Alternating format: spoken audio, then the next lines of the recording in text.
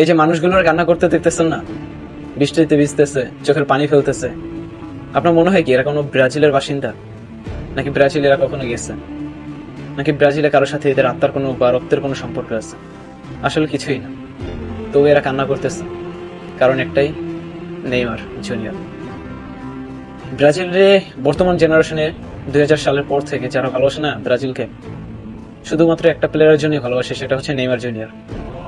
যে প্লেয়ারটা মাসের পর মাস, বছরের পর বছর নিজের সাথে নিজে যুদ্ধ করে গেছে, বারবার ইনজুরি হয়েছে, বারবার রিকভার করে জাতীয় দলে ফেরার চেষ্টা করছে।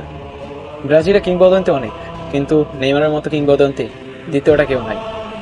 কারণ এই নিজের সাথে যতটা যুদ্ধ করছে বা ইনজুরির সাথে যতটা যুদ্ধ করছে, এরকম আগে পরে কোনো কিংবদন্তি করে নাই। তাই এর প্রতি আবেগ বলেন বা ভালোবাসা বলেন, ব্রাজিলিয়ান সাপোর্টার যারা আছে তাদের একটু বেশি।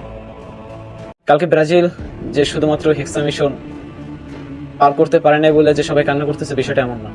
ব্রাজিলের তো বিশ্বকাপের দরকার নেই, কারণ তাদের বিশ্বকাপ 5টা আছে।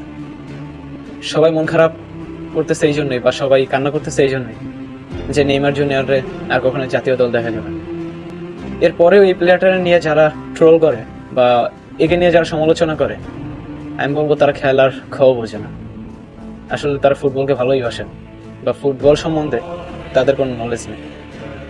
মিস করবো ব্রাজিলিয়ান কিংবদন্তি নেইমার জুনিয়রকে।